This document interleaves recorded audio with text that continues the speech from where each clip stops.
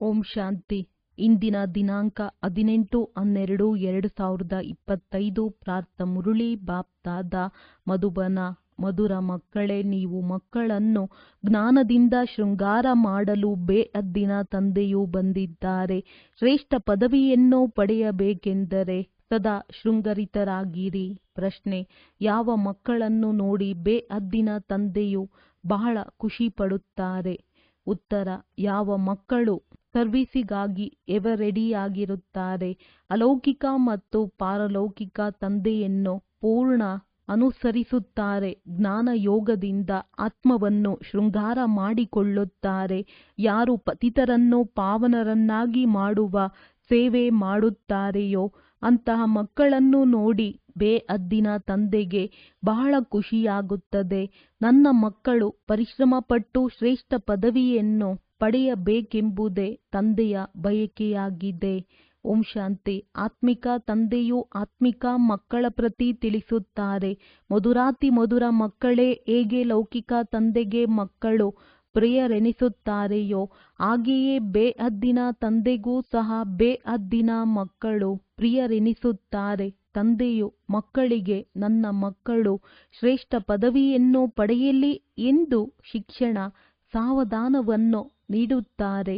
ಇದೇ ತಂದೆಯ ಬಯಕೆಯಾಗಿರುತ್ತದೆ. ಹಾಗೆಯೇ ಬೇಅದ್ದಿನ ತಂದೆಗೂ ಸಹ ಇದೇ ಇಚ್ಛೆ ಇರುತ್ತದೆ. ಮಕ್ಕಳನ್ನು ಜ್ಞಾನ ಮತ್ತು ಯೋಗದ ಆಭರಣಗಳಿಂದ ಶೃಂಗಾರ ಮಾಡುತ್ತಾರೆ. ಮಕ್ಕಳು ಶ್ರೇಷ್ಠ ಪದವಿಯನ್ನು ಪಡೆಯಲೆಂದು ನಿಮ್ಮನ್ನು ಇಬ್ಬರು ತಂದೆಯರು ಶೃಂಗಾರ ಮಾಡುತ್ತಾರೆ. ಅಲೌಕಿಕ ತಂದೆಯು ಖುಷಿಯಾಗುತ್ತಾರೆ ಮತ್ತು ಪಾರಲೌಕಿಕ ತಂದೆಯು ಖುಷಿ ಪಡುತ್ತಾರೆ. ಯಾವ ಮಕ್ಕಳು ಚೆನ್ನಾಗಿ ಪುರುಷಾರ್ಥ ಮಾಡುವರೋ ಅವರನ್ನು ನೋಡಿ ಫಾಲೋ ಫಾದರ್ ಎಂದು ಗಾಯನ ಮಾಡಲಾಗುತ್ತದೆ. ಅಂದಾಗ ಇಬ್ಬರನ್ನು ಫಾಲೋ ಮಾಡಬೇಕಾಗಿದೆ. ಒಬ್ಬರು ಆತ್ಮಿಕ ತಂದೆ, ಇನ್ನೊಬ್ಬರು ಅಲೌಕಿಕ ತಂದೆ. ಮಕ್ಕಳು ಪುರುಷಾರ್ಥ ಮಾಡಿ ಶ್ರೇಷ್ಠ ಪದವಿಯನ್ನು ಪಡೆಯಬೇಕಾಗಿದೆ. ಯಾವಾಗ ನೀವು ಬಟ್ಟಿಯಲ್ಲಿದ್ದೀರೋ ಆಗ ಎಲ್ಲರ ಕಿರೀಟ ಸಹಿತ ಭಾವಚಿತ್ರಗಳನ್ನು ತೆಗೆಯಲಾಗಿತ್ತು. ತಂದೆಯು ತಿಳಿಸಿದ್ದಾರೆ, ಸ್ಥೂಲವಾಗಿ ಪ್ರಕಾಶತೆಯ ಕಿರೀಟವೇನೂ ಇಲ್ಲ, ಕೇವಲ ಪವಿತ್ರತೆಯ ಸಂಕೇತವಾಗಿದೆ. ಇದನ್ನು ಎಲ್ಲರಿಗೂ ತೋರಿಸುತ್ತಾರೆ. ಸ್ಥೂಲವಾಗಿ ಯಾವುದೇ ಬಿಳಿಯ ಬೆಳಕಿನ ಕಿರೀಟವೇನೂ ಇರುವುದಿಲ್ಲ. ಇದನ್ನು ಕೇವಲ ಪವಿತ್ರತೆಯ ಸಂಕೇತವಾಗಿ ತಿಳಿಸಲಾಗುತ್ತದೆ. ಮೊಟ್ಟಮೊದಲು ನೀವು ಸತ್ಯಯುಗದಲ್ಲಿ ಬರುತ್ತೀರಿ. ನೀವೇ ಇದ್ದೀರಲ್ಲವೇ? ತಂದೆಯು ಹೇಳುತ್ತಾರೆ, ಆತ್ಮಗಳು ಮತ್ತು ಪರಮಾತ್ಮನು ಬಹಳ ಕಾಲ ಅಗಲಿ ಹೋಗಿದ್ದರು. ನೀವು ಮಕ್ಕಳೇ ಮೊಟ್ಟಮೊದಲು ಬರುತ್ತೀರಿ. ಮತ್ತೆ ನೀವೇ ಮೊದಲಿಗೆ ಹೋಗಬೇಕಾಗಿದೆ. ನೀವು ಮುಕ್ತಿಧಾಮದ ದ್ವಾರವನ್ನು ತೆರೆಯಬೇಕಾಗಿದೆ. ತಂದೆಯು ನೀವು ಮಕ್ಕಳನ್ನು ಶೃಂಗರಿಸುತ್ತಾರೆ. ಹೇಗೆ ತಂದೆಯ ಮನೆಯಲ್ಲಿದ್ದಾಗ ವನವಾಸದಲ್ಲಿರುತ್ತಾರೆ, ಈ ಸಮಯದಲ್ಲಿ ನೀವೂ ಸಹ ಸಾಧಾರಣವಾಗಿರಬೇಕಾಗಿದೆ. ಬಹಳ ಉತ್ತಮ ಮಟ್ಟದಲ್ಲಿಯೂ ಅಲ್ಲ, ಕೀಳು ಮಟ್ಟದಲ್ಲಿಯೂ ಅಲ್ಲ. ತಂದೆಯು ತಿಳಿಸುತ್ತಾರೆ, ನಾನು ಸಾಧಾರಣ ತನುವಿನಲ್ಲಿ ಪ್ರವೇಶ ಮಾಡುತ್ತೇನೆ. ಯಾವುದೇ ದೇಹಧಾರಿಗೆ ಭಗವಂತನೆಂದು ಹೇಳಲು ಸಾಧ್ಯವಿಲ್ಲ. ಮನುಷ್ಯರು ಮನುಷ್ಯರ ಸದ್ಗತಿ ಮಾಡಲು ಸಾಧ್ಯವಿಲ್ಲ. ಸದ್ಗತಿಯನ್ನು ಗುರುಗಳೇ ಮಾಡುತ್ತಾರೆ. ಮನುಷ್ಯರು 60 ವರ್ಷಗಳ ನಂತರ ವಾನಪ್ರಸ್ಥವನ್ನು ಸ್ವೀಕರಿಸಿ ಗುರುಗಳನ್ನು ಮಾಡಿಕೊಳ್ಳುತ್ತಾರೆ.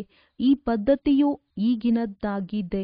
ಇದು ಮತ್ತೆ ಭಕ್ತಿ ಮಾರ್ಗದಲ್ಲಿ ನಡೆಯುತ್ತದೆ. ಇತ್ತೀಚೆಗೆ ಚಿಕ್ಕ ಮಕ್ಕಳಿಗೂ ಗುರುಗಳನ್ನು ಮಾಡಿಸಿ ಬಿಡುತ್ತಾರೆ. ಬಲೆ ವಾನಪ್ರಸ್ಥ ಸ್ಥಿತಿಯಾಗಿಲ್ಲ, ಆದರೆ ಆಕಸ್ಮಿಕವಾಗಿ ಮೃತ್ಯು ಬಂದು ಬಿಡುತ್ತದೆ ಎಲ್ಲವೇ? ಆದ್ದರಿಂದ ಮಕ್ಕಳಿಗೂ ದೀಕ್ಷೆಯನ್ನು ಕೊಡಿಸಿ ಗುರುಗಳನ್ನು ಮಾಡಿಸಿ ಬಿಡುತ್ತಾರೆ. ಹೇಗೆ ತಂದೆಯು ತಿಳಿಸುತ್ತಾರೆ, ನೀವೆಲ್ಲರೂ ಆತ್ಮರಾಗಿದ್ದೀರಿ. ಎಲ್ಲರಿಗೆ ಆಸ್ತಿಯನ್ನು ಪಡೆಯುವ ಅಧಿಕಾರವಿದೆ. ಗುರುಗಳಿಲ್ಲದೆ ನೆಲೆ ಇಲ್ಲ, ಅರ್ಥಾತ್ ಬ್ರಹ್ಮ ತತ್ವದಲ್ಲಿ ಲೀನವಾಗುವುದಿಲ್ಲವೆಂದು ಅವರು ಹೇಳುತ್ತಾರೆ. ಆದರೆ ನೀವಂತೂ ಲೀನವಾಗುವುದಿಲ್ಲ. ಇದು ಭಕ್ತಿ ಮಾರ್ಗದ ಶಬ್ದವಾಗಿದೆ. ಆತ್ಮವು ಬಿಂದು ಮಾದರಿಯಲ್ಲಿದೆ. ತಂದೆಯು ಬಿಂದುವಾಗಿದ್ದಾರೆ. ಆ ಬಿಂದುವನ್ನೇ ಜ್ಞಾನಸಾಗರನೆಂದು ಹೇಳಲಾಗುತ್ತದೆ. ನೀವು ಸಹ ಚಿಕ್ಕ ಆತ್ಮಗಳಾಗಿದ್ದೀರಿ. ಅತಿ ಚಿಕ್ಕ ಆತ್ಮನಲ್ಲಿ ಸಂಪೂರ್ಣ ಜ್ಞಾನವನ್ನು ತುಂಬಿಸಲಾಗುತ್ತದೆ. ನೀವು ಸಂಪೂರ್ಣ ಜ್ಞಾನವನ್ನು ಪಡೆಯುತ್ತೀರಿ. ಪಾಸ್ ವಿದ್ ಆನರ್ ಆಗುತ್ತೀರಲ್ಲವೇ? ಶಿವಲಿಂಗವು ದೊಡ್ಡ ರೂಪದಲ್ಲಿರುತ್ತದೆ ಎಂದಲ್ಲ. ಆತ್ಮವು ಎಷ್ಟು ಗಾತ್ರದಲ್ಲಿದೆಯೋ ಪರಮಾತ್ಮನು ಅಷ್ಟೇ ಇದ್ದಾರೆ. ಆತ್ಮವು ಪರಮಧಾಮದಿಂದ ಪಾತ್ರವನ್ನಭಿನಯಿಸಲು ಬರುತ್ತದೆ. ತಂದೆಯು ತಿಳಿಸುತ್ತಾರೆ, ನಾನೂ ಸಹ ಅಲ್ಲಿಂದ ಬರುತ್ತೇನೆ. ಆದರೆ ನನಗೆ ನನ್ನದೇ ಆದ ಶರೀರವಿಲ್ಲ. ನಾನು ರೂಪನೂ ಆಗಿದ್ದೇನೆ, ಬಸಂತನೂ ಆಗಿದ್ದೇನೆ. ಪರಮ ಆತ್ಮನೂ ರೂಪನಾಗಿದ್ದಾರೆ. ಅವರಲ್ಲಿ ಸಂಪೂರ್ಣ ಜ್ಞಾನವು ತುಂಬಲ್ಪಟ್ಟಿದೆ. ಜ್ಞಾನದ ಮಳೆಯನ್ನು ಸುರಿಸುತ್ತಾರೆ. ಅದರಿಂದ ಎಲ್ಲ ಮನುಷ್ಯರು ಪಾಪಾತ್ಮರಿಂದ ಪುಣ್ಯಾತ್ಮರಾಗಿ ಬಿಡುತ್ತಾರೆ. ತಂದೆಯು ಗತಿ ಸದ್ಗತಿ ಎರಡನ್ನೂ ಕೊಡುತ್ತಾರೆ. ನೀವು ಸದ್ಗತಿಯಲ್ಲಿ ಹೋಗುತ್ತೀರಿ. ಉಳಿದೆಲ್ಲರೂ ಗತಿಯಲ್ಲಿ ಅರ್ಥಾತ್ ತಮ್ಮ ಮನೆಗೆ ಹೋಗುತ್ತಾರೆ. ಅದು ಮಧುರ ಮನೆಯಾಗಿದೆ. ಆತ್ಮವೇ ಈ ಕಿವಿಗಳ ಮೂಲಕ ಹೇಳುತ್ತದೆ. ಈಗ ತಂದೆಯು ತಿಳಿಸುತ್ತಾರೆ, ಮಧುರಾತಿ ಮಧುರ ಅಗಲಿ ಹೋಗಿ ಮರಳಿ ಸಿಕ್ಕಿದ ಮಕ್ಕಳೇ, ಹಿಂತಿರುಗಿ ಹೋಗಬೇಕಾಗಿದೆ. ನಾನು ಎಲ್ಲರನ್ನೂ ಕರೆದುಕೊಂಡು ಹೋಗಲು ಬಂದಿದ್ದೇನೆ. ಆತ್ಮಗಳಿಗೆ ಶಿವನ ಮೆರವಣಿಗೆ ಎಂದು ಹೇಳುತ್ತಾರೆ. ಈಗ ಶಿವತಂದೆಯು ಶಿವಾಲಯದ ಸ್ಥಾಪನೆ ಮಾಡುತ್ತಿದ್ದಾರೆ. ಮತ್ತೆ ರಾವಣನು ಬಂದು ವೇಶ್ಯಾಲಯವನ್ನು ಸ್ಥಾಪನೆ ಮಾಡುತ್ತಾನೆ. ವಾಮ ಮಾರ್ಗಕ್ಕೆ ವೇಶ್ಯಾಲಯವೆಂದು ಹೇಳಲಾಗುತ್ತದೆ. ತಂದೆಯ ಬಳಿ ಬಹುತೇಕ ಮಕ್ಕಳಿದ್ದಾರೆ. ವಿವಾಹ ಮಾಡಿಕೊಂಡು ಪವಿತ್ರರಾಗಿರುತ್ತಾರೆ. ಇಬ್ಬರು ಒಟ್ಟಿಗೆ ಇದ್ದು ಪವಿತ್ರರಾಗಿರಲು ಸಾಧ್ಯವಿಲ್ಲವೆಂದು ಸನ್ಯಾಸಿಗಳು ಹೇಳುತ್ತಾರೆ. ಆದರೆ ಇಲ್ಲಿ ತಿಳಿಸಲಾಗುತ್ತದೆ, ಇದರಲ್ಲಿ ಬಹಳ ಸಂಪಾದನೆ ಇದೆ. ಪವಿತ್ರರಾಗಿರುವುದರಿಂದ 21 ಜನ್ಮಗಳ ರಾಜಧಾನಿಯು ಸಿಗುತ್ತದೆ. ಅಂದ ಮೇಲೆ ಒಂದು ಜನ್ಮ ಪವಿತ್ರರಾಗಿರುವುದು ದೊಡ್ಡ ಮಾತೇನು? ತಂದೆಯು ಹೇಳುತ್ತಾರೆ, ನೀವು ಕಾಮಚಿತೆಯ ಮೇಲೆ ಕುಳಿತು ಕಪ್ಪಾಗಿ ಬಿಟ್ಟಿದ್ದೀರಿ. ಕೃಷ್ಣನಿಗೂ ಸಹ ಶ್ಯಾಮ ಸುಂದರನೆಂದು ಹೇಳುತ್ತಾರೆ. ಈ ತಿಳುವಳಿಕೆಯು ಈ ಸಮಯದ್ದಾಗಿದೆ. ಕಾಮಚಿತೆಯನ್ನೇರಿ ಕಪ್ಪಾಗಿ ಬಿಟ್ಟರು. ಮತ್ತೆ ಅವರಿಗೆ ಬ್ರಹ್ಮ ಹಳ್ಳಿ ಬಾಲಕನೆಂದು ಹೇಳಲಾಗುತ್ತದೆ. ಅವಶ್ಯವಾಗಿ ಮೊದಲು ಇವರು ಆಗಿದ್ದರಲ್ಲವೇ? ಕೃಷ್ಣನಂತೂ ಗೊಲ್ಲ ಬಾಲಕನಾಗಲು ಸಾಧ್ಯವಿಲ್ಲ. ಇವರದ್ದೇ ಬಹಳ ಜನ್ಮಗಳ ಅಂತಿಮದಲ್ಲಿ ತಂದೆಯು ಪ್ರವೇಶ ಮಾಡಿ ಸುಂದರರನ್ನಾಗಿ ಮಾಡುತ್ತಾರೆ. ನೀವೀಗ ಒಬ್ಬ ತಂದೆಯನ್ನೇ ನೆನಪು ಮಾಡಬೇಕಾಗಿದೆ. ಬಾಬಾ, ತಾವು ಎಷ್ಟು ಮಧುರರಾಗಿದ್ದೀರಿ, ಎಷ್ಟು ಮಧುರ ಆಸ್ತಿಯನ್ನು ಕೊಡುತ್ತೀರಿ. ನಮ್ಮನ್ನು ಮನುಷ್ಯರಿಂದ ದೇವತೆ ಮಂದಿರ ಯೋಗ್ಯರನ್ನಾಗಿ ಮಾಡುತ್ತೀರಿ. ಈಗೀಗೆ ತಮ್ಮೊಂದಿಗೆ ಮಾತನಾಡಿಕೊಳ್ಳಬೇಕಾಗಿದೆ. ಬಾಯಿಯಿಂದ ಏನನ್ನೂ ಹೇಳುವಂತಿಲ್ಲ. ಭಕ್ತಿ ಮಾರ್ಗದಲ್ಲಿ ತಾವು ಪ್ರಿಯತಮನನ್ನು ಎಷ್ಟೊಂದು ನೆನಪು ಮಾಡುತ್ತಾ ಬಂದಿದ್ದೀರಿ. ಈಗ ತಾವು ಸತ್ತಿದ್ದೀರಿ. ಬಾಬಾ, ತಾವಂತೂ ಎಲ್ಲರಿಗಿಂತ ಮಧುರರಾಗಿದ್ದೀರಿ. ತಮ್ಮನ್ನು ನಾವೇಕೆ ನೆನಪು ಮಾಡುವುದಿಲ್ಲ? ತಮಗೆ ಪ್ರೇಮ ಶಾಂತಿಯ ಸಾಗರನೆಂದು ಹೇಳಲಾಗುತ್ತದೆ. ತಾವೇ ಆಸ್ತಿಯನ್ನು ಕೊಡುತ್ತೀರಿ. ಬಾಕಿ ಪ್ರೇರಣೆಯಿಂದ ಏನೂ ಸಿಗುವುದಿಲ್ಲ. ತಂದೆಯಂತೂ ಸನ್ಮುಖದಲ್ಲಿ ಬಂದು ನೀವು ಮಕ್ಕಳಿಗೆ ಓದಿಸುತ್ತಾರೆ. ಇದು ಪಾಠಶಾಲೆಯಲ್ಲವೇ? ತಂದೆಯು ತಿಳಿಸುತ್ತಾರೆ, ನಾನು ನಿಮ್ಮನ್ನು ರಾಜರಿಗೂ ರಾಜರನ್ನಾಗಿ ಮಾಡುತ್ತೇನೆ. ಇದು ರಾಜಯೋಗವಾಗಿದೆ. ನೀವೀಗ ಮೂಲವತನ, ಸೂಕ್ಷ್ಮವತನ, ಸ್ಥೂಲವತನವನ್ನು ಅರಿತಿದ್ದೀರಿ. ಇಷ್ಟು ಚಿಕ್ಕ ಆತ್ಮವು ಹೇಗೆ ಪಾತ್ರವನ್ನಭಿನಯಿಸುತ್ತದೆ? ಇದು ಮಾಡಲ್ಪಟ್ಟದ್ದಾಗಿದೆ. ಇದಕ್ಕೆ ಅನಾದಿ ಅವಿನಾಶಿ ಸೃಷ್ಟಿ ನಾಟಕವೆಂದು ಹೇಳಲಾಗುತ್ತದೆ. ನಾಟಕವು ಸುತ್ತುತ್ತಿರುತ್ತದೆ. ಇದರಲ್ಲಿ ಸಂಶಯದ ಯಾವುದೇ ಮಾತಿಲ್ಲ. ತಂದೆಯು ಸೃಷ್ಟಿಯ ಆದಿ ಮಧ್ಯ ಅಂತ್ಯದ ರಹಸ್ಯವನ್ನು ತಿಳಿಸುತ್ತಾರೆ. ನೀವು ಸ್ವದರ್ಶನ ಚಕ್ರಧಾರಿಗಳಾಗಿದ್ದೀರಿ. ನಿಮ್ಮ ಬುದ್ಧಿಯಲ್ಲಿ ಇಡೀ ಚಕ್ರವು ಸುತ್ತುತ್ತಿರುತ್ತದೆ ಅಂದಾಗ ಇದರಿಂದ ನಿಮ್ಮ ಪಾಪಗಳು ಕತ್ತರಿಸಲ್ಪಡುತ್ತವೆ. ಬಾಕಿ ಕೃಷ್ಣನು ಯಾವುದೇ ಸ್ವದರ್ಶನ ಚಕ್ರವನ್ನು ತಿರುಗಿಸಿ ಹಿಂಸೆ ಮಾಡಲಿಲ್ಲ. ಅಲ್ಲಂತೂ ಹಿಂಸೆಯ ಮಾತಾಗಲಿ ಕಾಮ ಕಟಾರಿಯನ್ನಾಗಲಿ ನಡೆಸುವುದಿಲ್ಲ. ಡಬಲ್ ಅಹಿಂಸಕರಾಗಿರುತ್ತೀರಿ. ಈ ಸಮಯದಲ್ಲಿ ಪಂಚವಿಕಾರಗಳೊಂದಿಗೆ ನಿಮ್ಮ ಯುದ್ಧವು ನಡೆಯುತ್ತದೆ. ಮತ್ಯಾವುದೇ ಯುದ್ಧದ ಮಾತಿಲ್ಲ. ನೀವೀಗ ಶ್ರೇಷ್ಠಾತಿ ಶ್ರೇಷ್ಠರು. ನಂತರ ಶ್ರೇಷ್ಠಾತಿ ಶ್ರೇಷ್ಠ ಆಸ್ತಿಯಾದ ಈ ಲಕ್ಷ್ಮೀನಾರಾಯಣರಂತೂ ಶ್ರೇಷ್ಠರಾಗಬೇಕಾಗಿದೆ. ಎಷ್ಟು ನೀವು ಪುರುಷಾರ್ಥ ಮಾಡುವಿರೋ ಅಷ್ಟು ಶ್ರೇಷ್ಠ ಪದವಿಯನ್ನು ಪಡೆಯುತ್ತೀರಿ. ಕಲ್ಪಕಲ್ಪವೂ ಅದೇ ನಿಮ್ಮ ವಿದ್ಯೆಯೂ ಇರುವುದು. ಈಗ ಒಳ್ಳೆಯ ಪುರುಷಾರ್ಥ ಮಾಡಿದರೂ ಕಲ್ಪಕಲ್ಪವೂ ಮಾಡುತ್ತಾ ಇರುತ್ತೀರಿ. ಲೌಕಿಕ ವಿದ್ಯೆಯಿಂದ ಇಷ್ಟೊಂದು ಪದವಿ ಸಿಗಲು ಸಾಧ್ಯವಿಲ್ಲ. ಆತ್ಮಿಕ ವಿದ್ಯೆಯಿಂದ ಸಿಗುತ್ತದೆ. ಶ್ರೇಷ್ಠಾತಿ ಶ್ರೇಷ್ಠ ಈ ಲಕ್ಷ್ಮೀನಾರಾಯಣರಾಗುತ್ತಾರೆ. ಇವರು ಮನುಷ್ಯರೇ ಆದರೆ ದೈವಿ ಗುಣಗಳನ್ನು ಧಾರಣೆ ಮಾಡುತ್ತಾರೆ. ಆದ್ದರಿಂದ ದೇವತೆಗಳೆಂದು ಹೇಳಲಾಗುತ್ತದೆ. ಉಳಿದಂತೆ 8-10 ಭುಜಗಳಿರುವಂತಹ ವ್ಯಕ್ತಿಯು ಯಾರೂ ಇರುವುದಿಲ್ಲ. ಭಕ್ತಿಯಲ್ಲಿ ದರ್ಶನವಾದಾಗ ಬಹಳ ಅಳುತ್ತಾರೆ. ದುಃಖದಲ್ಲಿ ಬಂದು ಬಹಳ ಕಣ್ಣೀರನ್ನು ಸುರಿಸುತ್ತಾರೆ. ಇಲ್ಲಂತೂ ತಂದೆಯು ತಿಳಿಸುತ್ತಾರೆ, ಕಣ್ಣೀರು ಬಂದಿತೆಂದರೆ ನೀವು ಅನುತ್ತೀರ್ಣರಾದಿರಿ. ತಾಯಿ ಸತ್ತರೂ ಸಹ ಜ್ಞಾನದ ಹಲ್ವಾ ತಿನ್ನಿ. ಇತ್ತೀಚೆಗೆ ಬಾಂಬೆಯಲ್ಲಿಯೂ ಯಾರಾದರೂ ರೋಗಿಯಾದರೆ ಅಥವಾ ಮರಣ ಹೊಂದಿದರೆ ಬಂದು ಶಾಂತಿಯನ್ನು ಕೊಡಿ ಎಂದು ಬ್ರಹ್ಮ ಕುಮಾರ ಕುಮಾರಿಯರನ್ನು ಕರೆಸುತ್ತಾರೆ.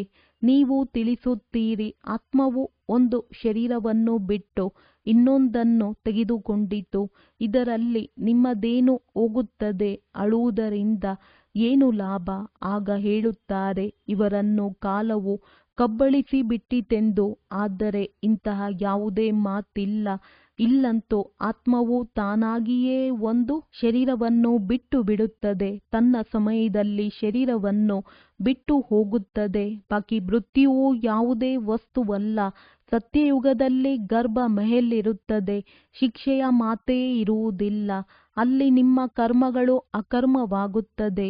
ವಿಕರ್ಮವಾಗಲು ಅಲ್ಲಿ ಮಾಯೆಯೇ ಇರುವುದಿಲ್ಲ. ನೀವು ವಿಕರ್ಮಾಜೀತರಾಗುತ್ತೀರಿ. ಮೊಟ್ಟ ಮೊದಲು ವಿಕರ್ಮಾಜೀತ್ ಸಂವತ್ಸರ ನಡೆಯುತ್ತದೆ. ನಂತರ ಭಕ್ತಿ ಮಾರ್ಗವು ಆರಂಭವಾದಾಗ ರಾಜವಿಕರ್ಮ ಸಂವತ್ಸರವು ಆರಂಭವಾಗುತ್ತದೆ. ಈ ಸಮಯದಲ್ಲಿ ಯಾವ ವಿಕರ್ಮಗಳನ್ನು ಮಾಡಿದ್ದೀರೋ ಅದರ ಮೇಲೆ ಜಯ ಗಳಿಸುತ್ತೀರಿ. ಆದ್ದರಿಂದ ವಿಕರ್ಮಾಜೀತರೆಂದು ಹೆಸರಿಡಲಾಗುತ್ತದೆ. ನಂತರ ದ್ವಾಪರದಲ್ಲಿ ವಿಕರ್ಮಿ ರಾಜರಾಗಿ ಬಿಡುತ್ತಾರೆ.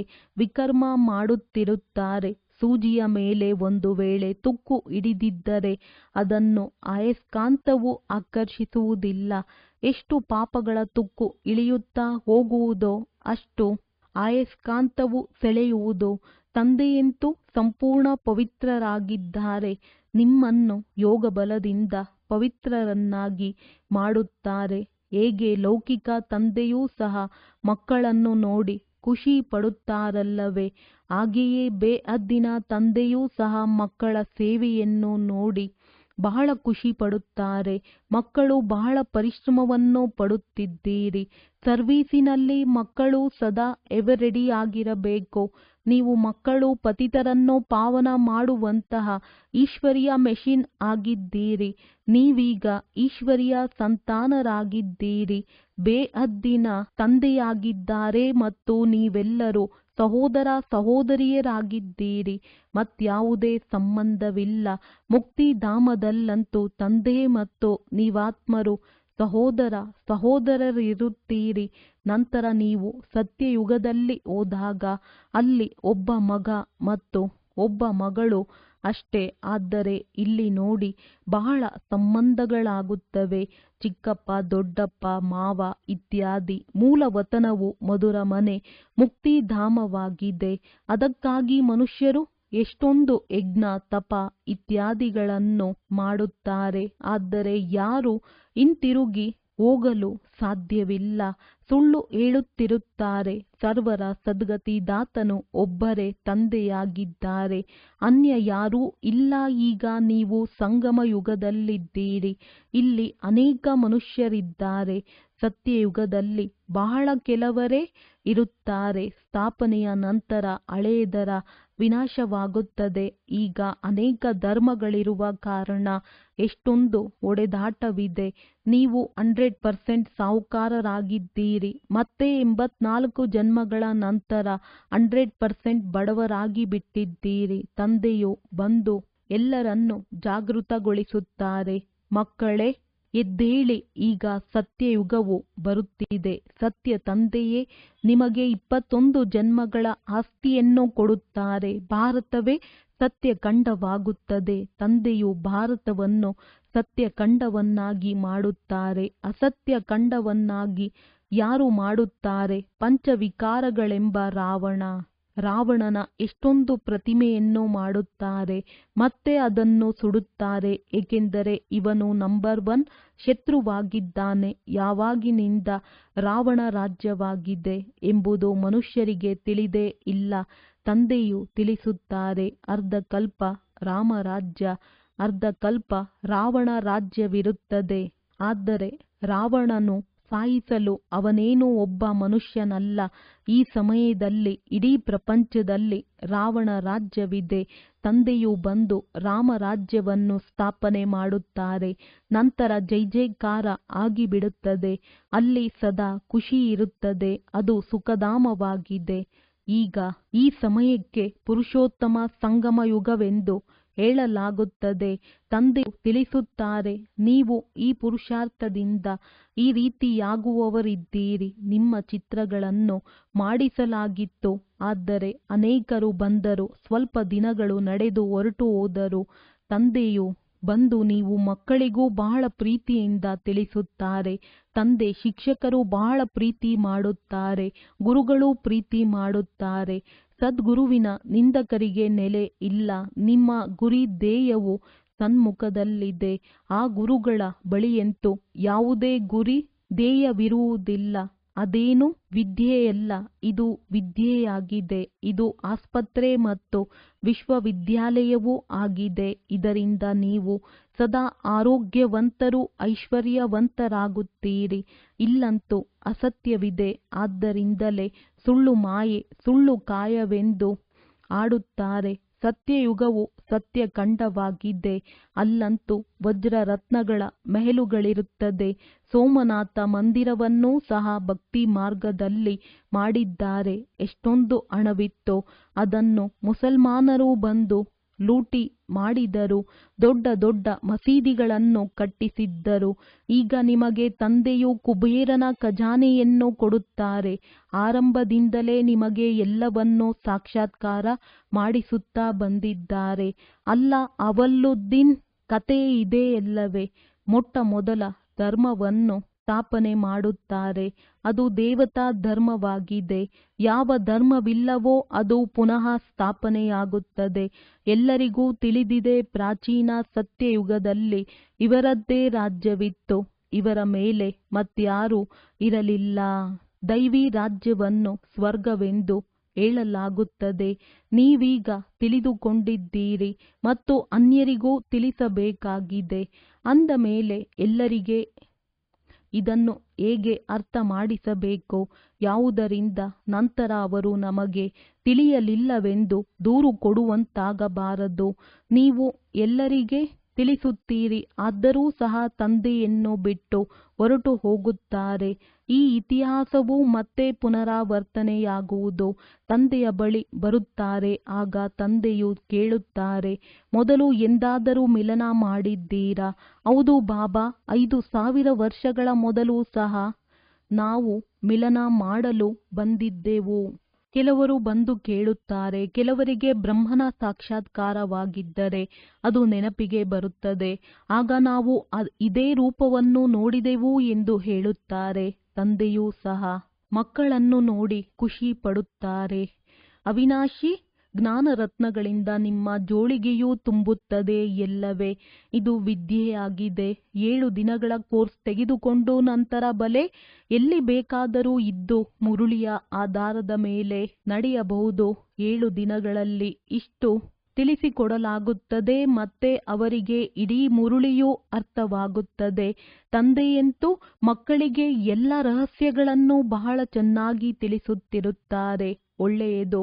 ಮಧುರಾತಿ ಮಧುರ ಅಗಲಿ ಹೋಗಿ ಮರಳಿ ಸಿಕ್ಕಿರುವ ಮಕ್ಕಳ ಪ್ರತಿ ಮಾತ್ಪಿತಾ ಬಾಪ್ ದಾದಾರವರ ನೆನಪು, ಪ್ರೀತಿ ಹಾಗೂ ಸುಪ್ರಭಾತ. ಆತ್ಮಿಕ ಮಕ್ಕಳಿಗೆ ಆತ್ಮಿಕ ತಂದೆಯ ನಮಸ್ತೆ. ಧಾರಣೆಗಾಗಿ ಮುಖ್ಯ ಸಾರ: ಸ್ವದರ್ಶನ ಚಕ್ರವನ್ನು ತಿರುಗಿಸುತ್ತಾ ಪಾಪಗಳನ್ನು ಭಸ್ಮ ಮಾಡಿಕೊಳ್ಳಬೇಕು. ಆತ್ಮಿಕ ವಿದ್ಯೆಯಿಂದ ತಮ್ಮ ಪದವಿಯನ್ನು ಶ್ರೇಷ್ಠ ಮಾಡಿಕೊಳ್ಳಬೇಕಾಗಿದೆ. ಯಾವುದೇ ಪರಿಸ್ಥಿತಿಯಲ್ಲಿ ಕಣ್ಣೀರು ಹಾಕಬಾರದು. ಇದು ವಾನಪ್ರಸ್ಥ ಸ್ಥಿತಿಯಲ್ಲಿರುವ ಸಮಯವಾಗಿದೆ. ಆದ್ದರಿಂದ ವನವಾಸದಲ್ಲಿ ಬಹಳ ಸಾಧಾರಣ ಆಗಿರಬೇಕಾಗಿದೆ. ಬಹಳ ಮೇಲ್ಮಟ್ಟವೂ ಅಲ್ಲ, ಕೆಳಮಟ್ಟವೂ ಅಲ್ಲ. ಹಿಂತಿರುಗಿ ಹೋಗುವುದಕ್ಕಾಗಿ ಆತ್ಮವನ್ನು ಸಂಪೂರ್ಣ ಪಾವನ ಮಾಡಿಕೊಳ್ಳಬೇಕಾಗಿದೆ. ವರದಾನ: ಸದಾ ಮೋಲ್ಡ್ ಆಗುವಂತಹ ವಿಶೇಷತೆಯಿಂದ ಸಂಪರ್ಕ ಮತ್ತು ಸೇವೆಯಲ್ಲಿ ಸಫಲರಾಗುವಂತಹ ಸಫಲತಾ ಮೂರ್ತಿ ಭವ. ಯಾವ ಮಕ್ಕಳಲ್ಲಿ ಸ್ವಯಂಗೆ ಮೋಲ್ಡ್ ಆಗುವಂಥ ವಿಶೇಷತೆ ಇದೆ ಅವರು ಸಹಜವಾಗಿ ಗೋಲ್ಡನ್ ಏಜ್ನ ಸ್ಟೇಜ್ ವರೆಗೆ ತಲುಪಲು ಸಾಧ್ಯ. ಎಂತಹ ಸಮಯ, ಎಂತಹ ವಾತಾವರಣವೋ ಅದರ ಪ್ರಮಾಣ ತನ್ನ ಧಾರಣೆಗಳನ್ನು ಪ್ರತ್ಯಕ್ಷ ಮಾಡಲು ಮೋಲ್ಡ್ ಆಗಬೇಕಾಗುತ್ತದೆ. ಮೋಲ್ಡ್ ಆಗುವವರೇ ರಿಯಲ್ ಗೋಲ್ಡ್ ಆಗಿದ್ದಾರೆ. ಹೇಗೆ ಸಾಕಾರ ತಂದೆಯ ವಿಶೇಷತೆಯನ್ನು ನೋಡಿದ್ದೀರಿ. ಎಂತಹ ಸಮಯ, ಎಂತಹ ವ್ಯಕ್ತಿ, ಅಂತಹ ರೂಪ. ಈ ರೀತಿ ಫಾಲೋ ಫಾದರ್ ಮಾಡಿ ಆಗ ಸೇವೆ ಮತ್ತು ಸಂಪರ್ಕ ಎಲ್ಲದರಲ್ಲಿಯೂ ಸಹಜವಾಗಿ ಸಫಲತಾ ಮೂರ್ತಿಗಳಾಗುವಿರಿ. ಸ್ಲೋಗನ್: ಎಲ್ಲಿ ಸರ್ವ ಶಕ್ತಿಗಳಿರುವುದೋ ಅಲ್ಲಿ ನಿರ್ವಿಘ್ನ ಸಫಲತೆ ಜೊತೆಯಲ್ಲಿರುತ್ತದೆ. ಅವ್ಯಕ್ತ ಸೂಚನೆ: ಈಗ ಸಂಪನ್ನ ಅಥವಾ ಕರ್ಮಾತೀತರಾಗುವುದರಲ್ಲಿ ತತ್ಪರರಾಗಿರಿ. ಹೇಗೆ ಸಾಕಾರದಲ್ಲಿ ಬರುವುದು ಹೋಗುವುದು ಸಹಜ ಅಭ್ಯಾಸ ಆಗಿಬಿಟ್ಟಿದೆ, ಹಾಗೆಯೇ ಆತ್ಮಕ್ಕೆ ತಮ್ಮ ಕರ್ಮಾತೀತ ಅವಸ್ಥೆಯಲ್ಲಿರುವ ಅಭ್ಯಾಸವಿರಲಿ. ಈಗೀಗ ಕರ್ಮಯೋಗಿಯಾಗಿ ಕರ್ಮದಲ್ಲಿ ಬರುವುದು, ಕರ್ಮ ಸಮಾಪ್ತಿಯಾಯಿತು ನಂತರ ಕರ್ಮಾತೀತ ಅವಸ್ಥೆಯಲ್ಲಿರುವುದು, ಇದರ ಅನುಭವ ಸಹಜವಾಗುತ್ತಾ ಹೋಗಲಿ. ಸದಾ ಲಕ್ಷ್ಯವಿರಲಿ ಕರ್ಮಾತೀತ ಅವಸ್ಥೆಯಲ್ಲಿರಬೇಕು. ನಿಮಿತ್ತ ಮಾತ್ರ ಕರ್ಮ ಮಾಡುವುದಕ್ಕೆ ಕರ್ಮಯೋಗಿಯಾಗಿ ನಂತರ ಪುನಃ ಕರ್ಮಾತೀತ. ಒಳ್ಳೆಯದು. ಓಂ ಶಾಂತಿ. ಓಂ